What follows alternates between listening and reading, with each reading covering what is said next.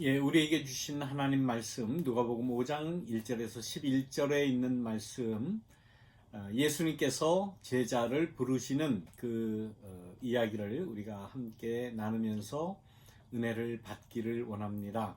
예수님의 제자 가운데에는 유독 어부가 많았습니다.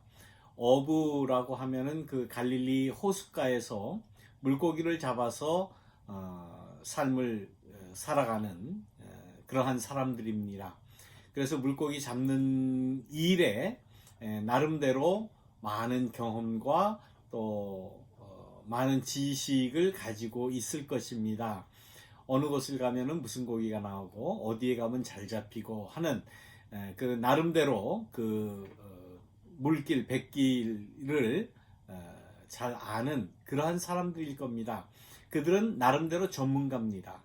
왜? 자기의 삶이, 생활이 달려있기 때문에 전문가적인 그러한 지식을 가지고 고기를 잡았던 사람입니다.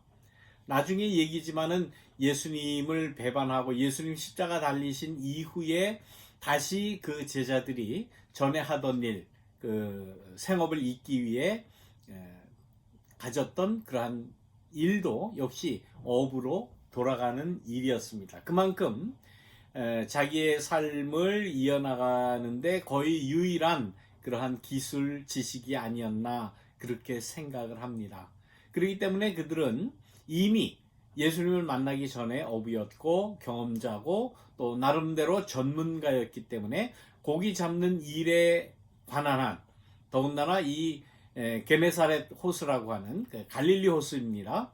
그 갈릴리 호수에서 고기 잡는 일에 대해서는 누구보다도 정확한 지식을 가지고 있고 누구보다도 잘 아는 그러한 사람이었습니다. 그런데 이날은 유독 고기를 잡지를 못했습니다. 낮에도 잡지 못했는데 고기를 잡지 못하면 자기의 생활이 어려워지기 때문에 아마 밤새도록 그물을 치고 그물을 내리고 고기를 잡으려고 시도를 했나 봅니다. 그런데 한 마리도 잡지 못했다는 겁니다. 이게 웬일입니까? 우리가 나름대로 이 세상을 살아가는 그러한 지식들을 가지고 살아갑니다. 또 경험들을 가지고 살아가고 또 나름대로의 그러한 특별한 기술을 습득하며 그 기술을 가지고 평생을 살아갑니다. 그 일에 관한 한 평생을 살아온 사람들은 누구의 이야기도 듣지 않습니다. 자기의 경험을 믿고 자기의 지식을 믿고 자기의 기술을 믿는 것이 대부분의 사람들의 모습입니다. 그런데 이 베드로는 예수님과 만났을 때에 예수님께서 엉뚱하게 그런 말씀을 하십니다. 내가 잡는 그곳 얕은 곳에서 잡지 말고 깊은 데로 가서 그물을 던져봐라. 이렇게 말씀을 하세요. 예수님이 어부이십니까? 목수였어요. 하는 일이 다릅니다. 목수가 어부인 베드로 시몬에게 뭐 어디를 가서 그물을 내려라. 이게 일반적으로 볼 때는 어울리는 그러한 그 말이 아니지 않습니까? 베드로가 시몬이 고기 잡는 일에 관한 훨씬 더 잘 아는 사람이에요. 그런데 사람의 일이라고 하는 것이, 사람의 삶이라고 하는 것이 자기가 경험자라고 해서 자기가 기술자이고 전문가라고 해서 그 일이 평생 다 잘 되는 것은 아니지 않습니까? 경험이 많은 그러한 어부도 때로는 고기를 못 잡을 수가 있고 뜻하지 않은 그러한 그 일을 만날 수가 있고 하는 겁니다. 그때에 시몬은 예수님에게 한 가지 말씀 부탁을 드립니다. 예수님, 우리가 밤새도록 애썼지만은 아무것도 잡지 못했습니다. 라고 이야기를 합니다. 이 시몬은 자기의 한계를, 어부로서의 경험과 어부로서의 그 가지고 있는 지식, 이런 걸 다 내려놓고 일단 나에게도 한계가 있구나. 나에게도 고기 잡는 일에 관한 한 안 되는 것이 있구나라고 예수님에게 고백했다고 하는 사실이에요. 우리가 이 세상을 살아가면서 나름대로 다 전문 지식을 가지고 있을 겁니다. 전문 기술을 가지고 있을 것이고 또 자기가 하는 일에 대한 자부심을 가지고 그렇게 살아갈 겁니다. 그러나 자기가 가지고 있는 경험이나 지식이나 또 자기 전문 분야에 대해서 하나님, 내가 이 일을 하는데, 자기가 하는 일을 생각해 보시기 바랍니다. 내가 이 일을 하는데 내가 부족합니다. 아무리 노력해도 안 됩니다. 아무리 잘하려고 해도 안 됐습니다. 라고 솔직하게 자기의 한계를 고백한 적이 있으십니까? 이건 운이 안 좋아서 안 된 거지.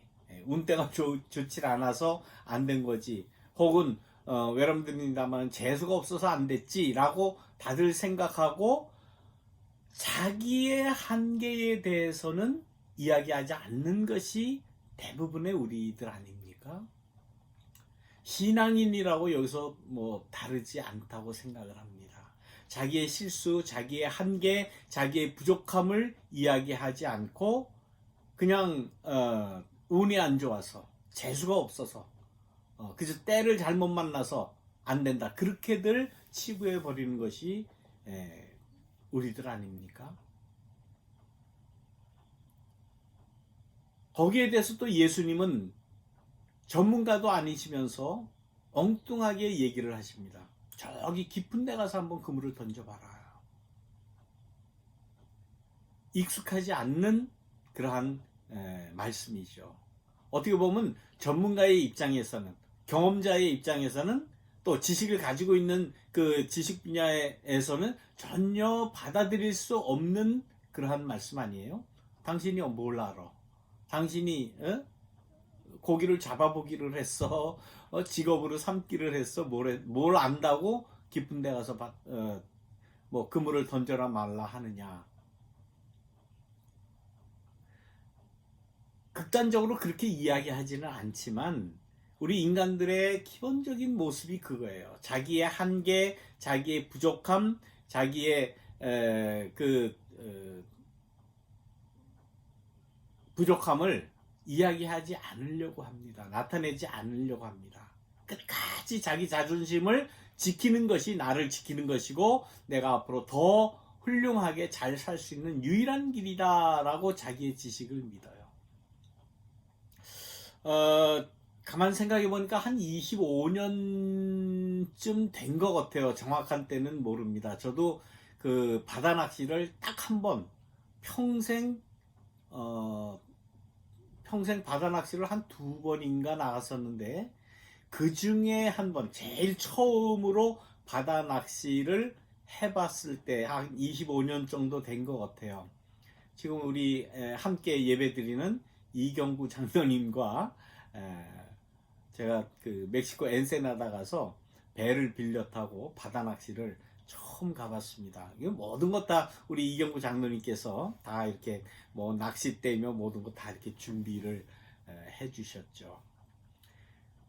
새벽에 한 4시 반쯤 엔세나다에 도착을 해서 우리가 타고 갈 배에 들어가서 잠을 청해서 좀 잠을 자두었습니다. 그리고는 그 멕시코 앞바다의 인근에 나가서 고기를 잡기를 6시부터 고기 잡기 시작을 하는데 얼마나 고기가 많이 잡히는지 저는 고기 잡으러 나가면 다 이렇게 많이 잡히는 줄 알았어요. 아침 6시부터 정오까지 12시까지 고기를 잡았는데 엄청 많이 잡았습니다. 그래서 그 고기를 잡자마자 필렛을 떠가지고 그 고기를 아이스박스에 꽉 채워가지고 가지고 왔습니다. 그래서 그 다음 주일날 온 교우들이 회덮밥을 먹을 정도로 그렇게 고기를 많이 잡은 적이 있습니다. 평생 처음 바다 낚시를 나갔는데 그렇게 잘 많이 잡았던 거예요. 아마 이경구 장로님께서 막 그 엔사나다 앞바다를 훤히 다 뚫고 계신 것 같았어요. 예. 그런데 이 베드로는 그게 안 됐다는 겁니다. 그 경험자가. 나 같은 초보 바다 낚시 나가는 처음 나간 사람도 그렇게 고기를 많이 잡는데 어떻게 이렇게 평생 전문가인 시몬이 한 마리도 잡지 못했습니까? 정말 답답했을 줄 압니다. 그런데도 저는 처음 바다 낚시 가서 그렇게 많은 고기를 잡아가지고 온 교우들 회덮밥을 먹이고 의기양양해서 나는 고기 잘 잡는 사람이다. 나가보니까 나는 배멀미도 안 하더라. 뭐 이렇게 자랑을 하면서 지금까지 살아왔어요. 근데 제가 그 일 하나 가지고 자랑한다는 것은 정말 그 우스운 일이죠. 예, 처음 나가가지고 뭐 어쩌다가 이게 잡힌 거겠지. 제가 뭐 낚시를 뭐 할 줄을 알겠습니까? 뭐 낚싯대도 없는데.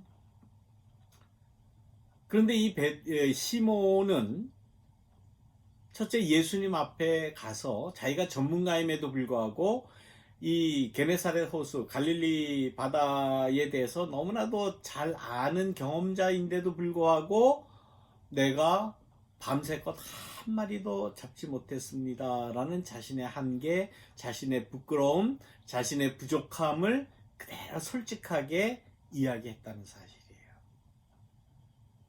아마 우리의 신앙에서, 우리의 삶에서도 마찬가지지만 우리의 신앙에서 우리가 주님 앞에 서서 처음으로 고백해야 하는 것이 무엇이겠습니까? 저는 자신의 부족함이라고 생각을 합니다. 나는 신앙에 대해서 너무 잘합니다. 나는 성경에 대해서도 나름대로 전문가고 나는 평생 설교를 해온 사람이기 때문에 나는 이 성경에 대해서 신앙에 대해서는 모르는 것이 없습니다 라고 제가 예수님한테 이야기할 수가 있을까요? 그렇게 하면 그게 잘한 것이 되겠습니까? 그것이 잘난 것이 되겠습니까? 훌륭한 목사의 모습이겠습니까? 아니에요. 먼저 인간은 누구든지 그가 가지고 있는 경험과 그가 가지고 있는 지식과 그가 가지고 있는 직책과 학위와 모든 것을 다 훌륭하게 내놓을 수 있을지라도 하나님 앞에 선 인간의 모습으로서 우리 인간들이 처음 가져야 될 그러한 자세는 무엇인가? 그것은 자신의 한계와 자신의 부족, 또 종교적으로 자신의 죄악됨을 호소하는 것일 거예요. 그때에 인간의 한계를 인정하는 그 순간부터 이 시몬의 예를 보면 그 다음 단계로 순종하게 되는 겁니다. 전문가도 아닌 예수님께서 깊은 데 가서 그물을 던져라. 예수님이 뭘 합니까? 낚시를 물고기를 잡아봤습니까? 매일같이 배를 타봤겠습니까? 밤새도록 그물을 던져보기를 했겠습니까? 아니에요. 그럼에도 불구하고 예수님이 깊은 데 가서 던지라 그럴 때에 이 시몬은 그렇게 이야기를 합니다. 그러나 밤새도록 잡지를 못했지만은 그러나 선생님의 말씀을 따라 다른 성경 번역본에는 순종하여 말씀에 의지하여 내가 깊은 곳에 그물을 던지겠습니다. 순종하는 그러한 그 다음 단계로 넘어갑니다. 이 시몬의 신앙의 단계를 볼 때에 첫 번째는 자신의 한계를 깨달았다는 것. 한계를 주님 앞에 내어놓고 나는 부족합니다. 나는 다 경험자이지만 나는 할 수 없습니다. 라는 자신의 한계를 이야기한 다음에는 그 다음에는 순종이에요. 아마 현대인 같으면 그럴 겁니다. 당신이 뭘 한다고 이래라 저래라 하느냐. 당신이 해봤어? 당신이 경험을 가지고 있어? 지식을 가지고 있어? 당신이 뭐야? 아마 안 들을 거예요. 신앙에 있어서는 하나님 앞에서 우리의 인간은 먼저 자신의 한계를 고백하는 것, 그리고 무슨 말씀을 하시든지 순종하는 것, 그것이 우리 인간이 해야 할 일입니다. 그때에 그러할 때에 기적적인 하나님의 도우심을 우리가 대할 수 있다고 하는 그러한 사실입니다. 우리가 오늘 부른 찬송 내주는 강한 성이요 라는 찬송을 우리가 함께 불렀습니다. 뜬금없이 갑자기 이렇게 내주는 강한 성이요를 부르냐. 이 찬송은 주로 종교 개혁 때 개혁주일날 그러니까 10월 마지막 주일날 부르는 것으로 유명한 찬송이죠.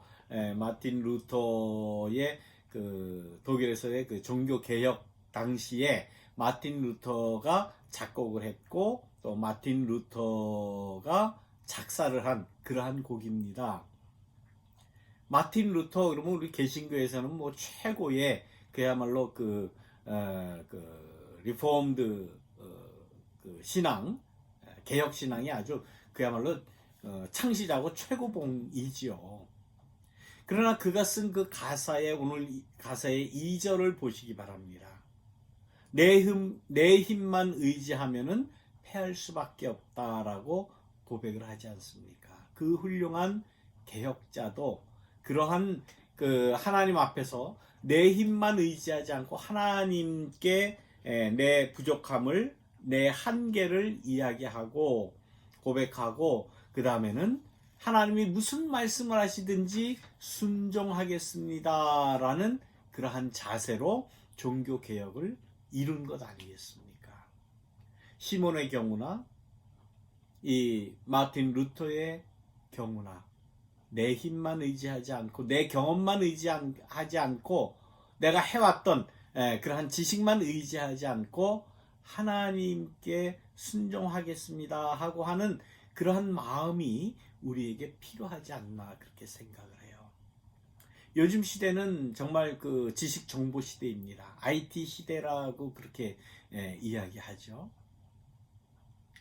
내가 다 배우지는 못했을지언정 내가 다 알지는 못하고 경험하지는 못했을지언정 요즘에는 컴퓨터만 들어가면 다 안다. 다 나온다. 유튜브 키고 단어만 넣으면 뭐 모든 거 쫙 정보가 다 나온다. 인터넷에 들어가면 백과사전 같이 쫙 다 나온다. 아마 그래서 요즘 더 공부를 안 하고 책을 안 보는 것 같아요. 예. 왜냐면 그것만 믿기 때문입니다. 아무 걱정도 없어요. 스마트폰 하나만 들고 다니면은 어디를 가나 이걸로 검색을 하면 다 나온다는 거예요. 그 지식의 얕은 지식 아니에요. 다 내 것도 아니에요. 내가 노력한 것도 아니에요. 그냥 단어만 뭔지 몰라서 단어만 쳐놓으면 다 나온다는 거예요. 마치 자기가 다 아는 것 같은 그런 착각 속에서 우리가 살아요. 그러다가 보십시오. 뜻하지 않던 코로나 바이러스 감염 문제가 터지고 하다 보니까 내가 알고 있다는 지식과 의술과 의학적인 그러한 업적과 모든 것 지금 아무것도 못하고 지금 손 놓고 이렇게 하고 있잖아요. 전 세계가 이 4개월 이상 아무것도 못하고 앞으로 연말까지 될지 언제까지 될지 알지 못하는 이러한 시대를 우리가 맞이하게 된 것을 볼 때에 지금까지 우리 인간이 자기가 가지고 있는 그 조그마한 지식을 얼마나 믿고 살았는가, 조그마한 경험을 얼마나 믿고 살았는가. 예수님은 경험 많고 평생 그 업으로 살았던 베드로에게 깊은 데 가서 한번 던져봐라. 베드로로서는 뜬금없는 그러한 이야기일 겁니다. 아니 거기 그 깊은 데는 고기가 살지 않고 아주 그 얕은 곳에 많이 있는데 왜 거기 가서 치라고 그러나? 아닙니다. 그건 내 경험에 의하면 그거는 있을 수 없는 일입니다. 거부할 수도 있지만은 그러나 베드로는 시몬은 말씀에 의지하여 말씀에 순종하여 당신의 말씀을 따라 내가 그물을 내리겠습니다 라고 순종하는 자세를 보일 때에 그물이 찢어질 정도로 많이 고기를 잡았다 그렇게 이야기합니다. 한 배 가지고는 모자라서 2배에 가득 담았다라고 이야기를 합니다. 아까 말씀드린 대로 제가 바다 낚시 우리 이경구 장로님하고 처음 나가가지고 한 150명 회덮밥을 먹일 정도로 그야말로 배에 가득 싣고 아이스박스, 큰 아이스박스에 필레 떠가지고 한가득 가져와서 이렇게 먹었던 그런 그 말씀이 지금 제가 생각이 납니다. 베드로, 시몬이라고 하는 그 제자 한 사람뿐만이 아니었어요. 성경을 보면 야고보와 요한도 놀라고 그 자리에서 그 일을 겪고 난 다음에 배를 그냥 거기다 놔두고 내가 앞으로 살 길은 주님을 따르는 길이다 라고 따랐다라고 하는 거죠.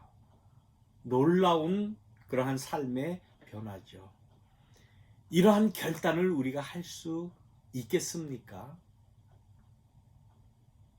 그러면서 예수님께서는 막무가내 나를 따르라 그러지 않아요.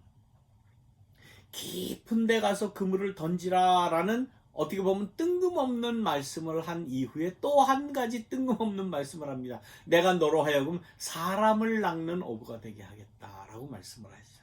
이게 무슨 말씀입니까? 사람을 어떻게 낚아요? 뭐 하기야 요즘 뭐 사기치는 거를 보이스 피싱이라고 이렇게 이야기합니다만은 그런 의미가 아니지 않습니까? 사람을 사기치고 사람을 속이고 하는 그러한 보이스 피싱 하는 그런 피싱이 아니라 진정으로 사람을 살리는, 진정으로 사람에게 생명을 주는, 누구라도 정말 희망의 삶을 살 수 있고 신앙의 삶을 살 수 있는 그러한 복음을 전하는 자로 내가 만들겠다라고 했는데, 여기에 대해서도 시몬 또 그 야고보와 요한 한마디 질문도 하지 않고 그냥 따릅니다. 그냥 따라요. 요즘에 아마 이런 일이 있겠습니까? 다 따져보고 뭐 내가 이 일을 하면 얼마를 벌 수 있으며 어떻게 살 수 있으며 어떻게 삶을 좀 질적으로 높게 살 수 있으며 행복하게 살 수 있으며 풍요롭게 살 수 있으며 이거 여러 가지 다 계산을 하고도 갈까 말까 철저하게 다 계산하고 움직이는 게 우리들 아닙니까? 신앙의 세계에서는 그렇지 않은 거예요. 신앙의 세계에서는 그렇지 않습니다. 주님 말씀하시니, 하나님 명령하시니, 예수님께서 나를 부르시니 내가 따르겠습니다. 군말 없어요. 그냥 따르는 거예요. 그냥 순종하는 거예요. 이러한 일련의 신앙의 과정이라고 하는 것, 과학적인 거 아닙니다. 지식 정보에 의해서 그 데이터로 인해서 그 빅데이터를 가지고 뭐 알고리즘을 가지고 다 계산해서 철저하게 사람에게 유익을 준다? 우리는 지금 그걸 다 믿고 살아요. 그걸 다 믿고 살아요. 컴퓨터 믿고 빅데이터 믿고 알고리즘 믿고 거기에 나온 데이터에 따라서 사는 거 믿고 살지 말씀 따라 사는 사람이 어디 있습니까? 그러다가 코로나 바이러스 감염 이러한 사태를 우리가 맞이했어요. 우리 인간이 가지고 있다는 지식과 정보 또 경험, 어떻게 보면 정말 무력하기 짝이 없습니다. 며칠 사이에 지금 바이러스 감염 확대가 이루 말할 수 없이 지금 번져나가고 있습니다. 지금 트럼프 대통령의 아들의 여자친구도 지금 뭐 확진자가 됐다고 오늘 뉴스에서 들었습니다. 이제는 대통령 측근에 아주 최측근에게까지 지금 코로나 바이러스 문제가 확산이 됐습니다. 우리도 어떻게 될지 몰라요. 철저하게 가만히 있어라. 그러면 가만히 있는 거예요. 집에만 있어라. 그러면 집에만 있는 거예요. 이거는 괜찮겠지. 저거는 괜찮겠지. 내 경험으로 봐서는 이거는 괜찮아. 이거는 염려 없어. 그런 거 없습니다. 대통령이나 우리나 어느 누구나 신분에 관계없이 그 직업에 관계없이 그가 가지고 있는 지식 정보에 관계없이 어느 누구에게나 걸릴 수 있는 이러한 사태를 우리가 맞이할 때에 우리가 가지고 있는 인간의 능력, 인간의 지혜라고 하는 것에 그 가벼움이라고 하는 것은 이루 말할 수도 없는 것 아닙니까? 오늘은 시몬에 대해서 말씀을 드렸는데 시몬만 그런 신앙을 가진 것이 아니더라고요. 로마서 11장 33절에 보니까 사도 바울은 이렇게 고백을 합니다. 깊도다 하나님의 지혜와 지식의 풍성함이요. 그의 판단은 헤아리지 못할 것이며 그의 길은 찾지 못할 것이로다. 어떻게 신앙에 관한 한 사도 바울 그러면 우리의 신앙의 그야말로 최고봉 아닙니까? 성경 말씀을 써가지고 이렇게 전 인류 역사 모든 사람에게 이렇게 전한 사람인데